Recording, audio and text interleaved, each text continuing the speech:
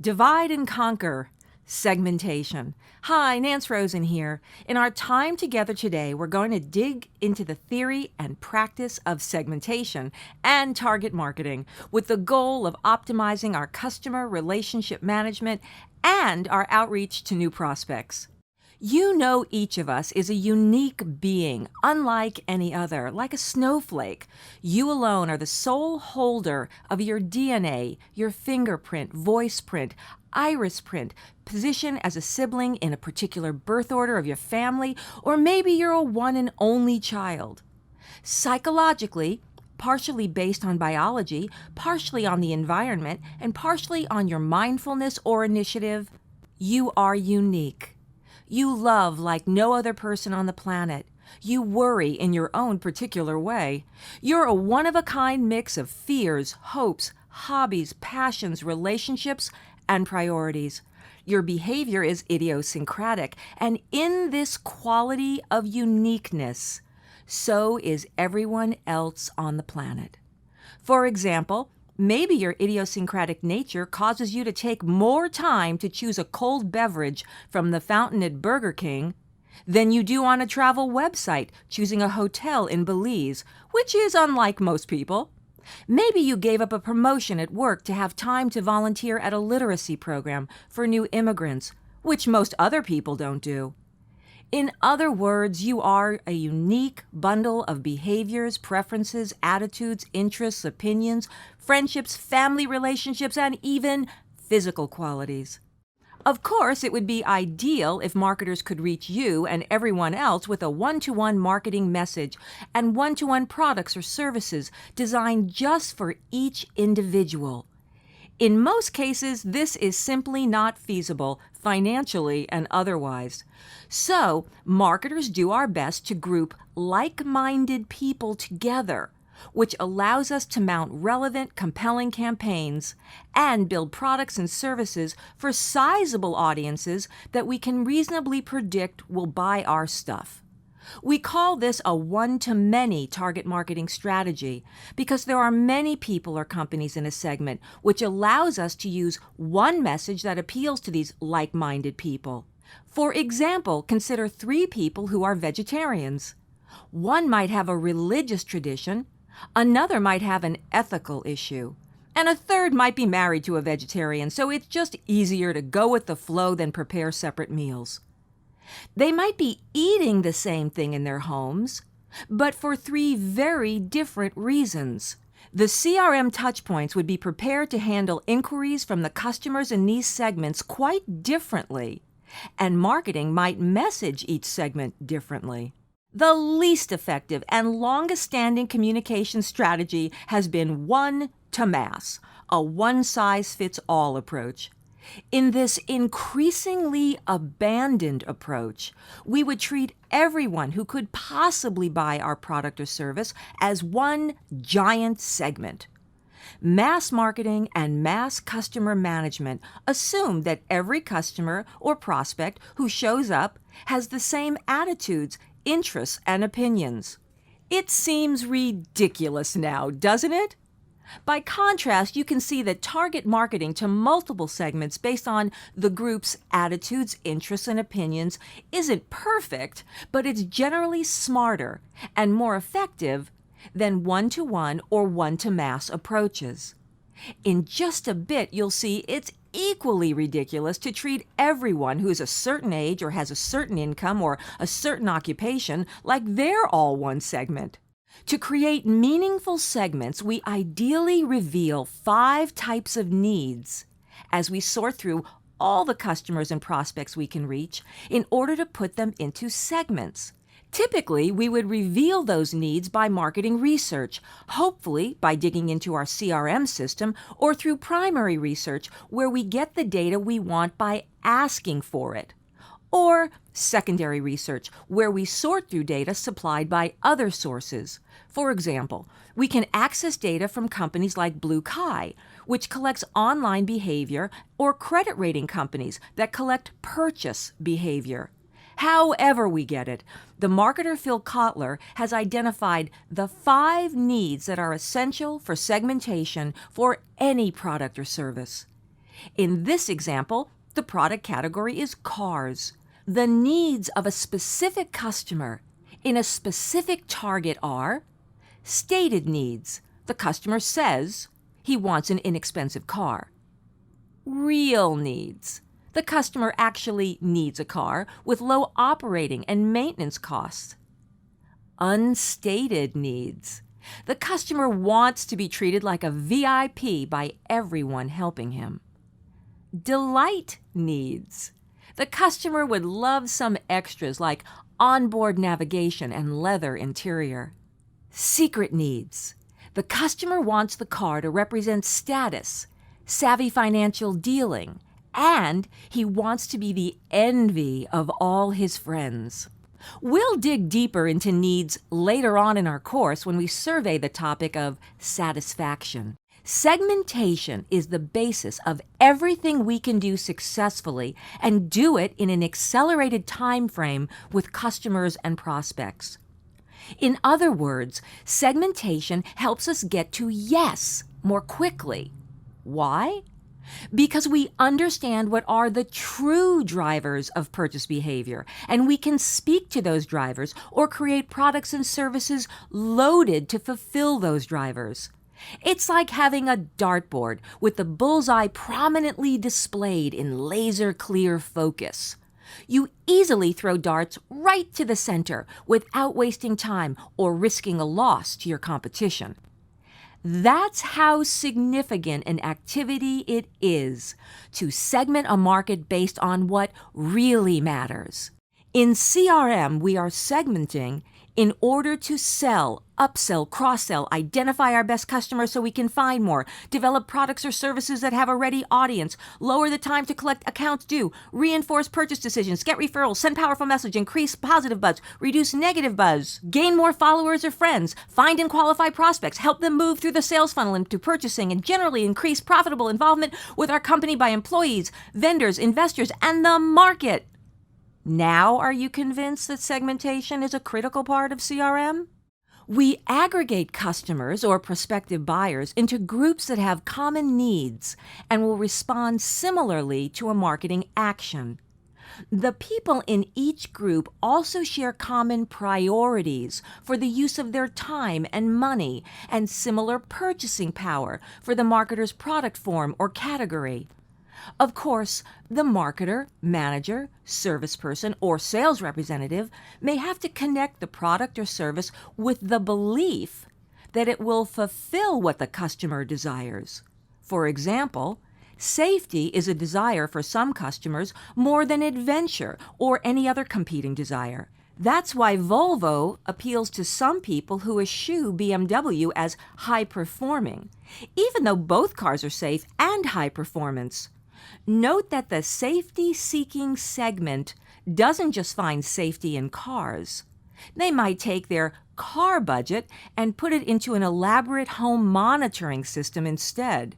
Later in the course, we'll be digging deep into the cone of competition and see how your competitors define you, per Harvard's Michael Porter. Why would I stress your unique qualities when I introduced you to segmentation today? Why didn't I start with demographics like census data or NAICS or industry coding? Well, considering how poorly we would understand you and your needs or desires for products and services if we just considered your demographics. Demographics include statistics about you, including age, income, occupation, geographic location, education, marital status, and the number of children in your household. So let's take a look at two men with the same demographics. Prince Charles, heir to the throne of England, and Sir Mick Jagger, the fancy dancing frontman of the Rolling Stones. Their demographic profiles look alike. They're about the same age, have about the same income, live in the same fabulous neighborhood when they're at home in the UK, and are arguably in the same occupation, entertainment. I recently watched the Queen and Royal Family open Parliament, a pageant with people in costumes performing rituals. Since the royals don't actually govern, it was really a show for the people. And if you saw the Rolling Stones on their recent tour, you'd see that they pretty much do the same thing. But No matter what the similarities between Prince Charles and Sir Mick Jagger by age, income, or otherwise, Charles and Mick hold seriously different attitudes, interests, and opinions. Thus, they are in different segments for most products and services because their attitude, interests, opinions, needs, priorities, and concerns are different. And that's what drives their buying behavior.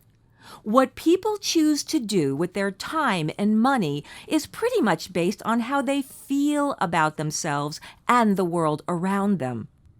We put people, even when they look very different on the surface, into the same segment if they have similar attitudes, interests, and opinions.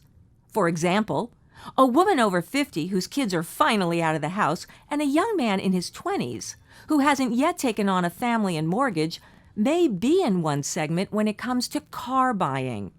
Both might desire to own a reasonably priced, exciting to handle sports car.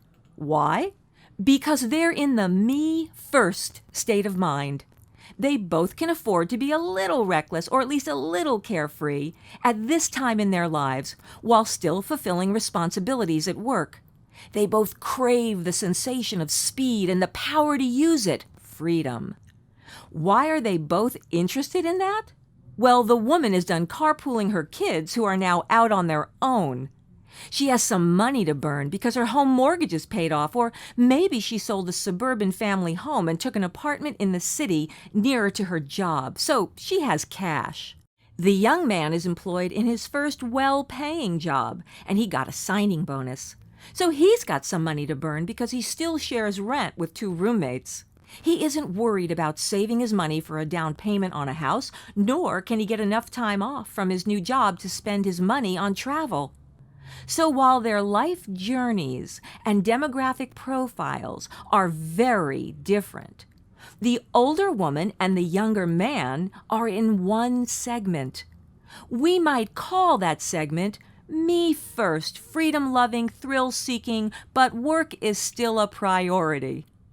No wonder car companies want to connect more with this segment.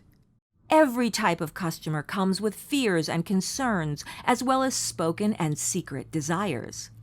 With a little kind advice from the sales rep, our Me First segment might be perfect prospects for buying their first 2-seater sports cars if they get the information that these cars are priced fairly given how fun to drive they are, plus they're reliable and low cost to operate. After all, this segment has money to burn. They'll be coming into the dealership alone. They want help and understanding from a sales representative who is excited for them, but will ask the right questions and go slowly over the options and models. They don't want a contentious negative negotiation, even if the ideal car is in that showroom.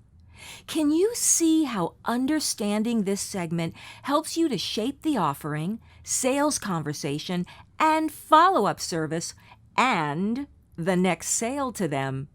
Segments in B2B and B2I come with their own special needs, fears, and desires, just like B2C customers. Both our subjects live in a CRM database because they're already customers of car companies. The woman currently drives an SUV or minivan, and the young man drives a subcompact with 150,000 miles on it, which got him through college, some road trips, a part-time job as a pizza delivery guy, and his first 2 years of employment. But now, those cars no longer suit them, and the car companies that sold them probably don't have the data they need in their database, or how to interpret the data if it's there in some fashion. They don't know they're about to lose these customers unless they recognize that people don't always buy what they've always bought before, and start to reach out to them to find out what these customers need now. What is our job once we know who customers and prospects are, and we put them into meaningful segments? Purchasing power analysis. We need to make sure they have the need and ability to purchase in the quantity and time frame that meets our corporate objectives. That's part of our demand analysis. Is there a need, hopefully an urgent one, for our products and services?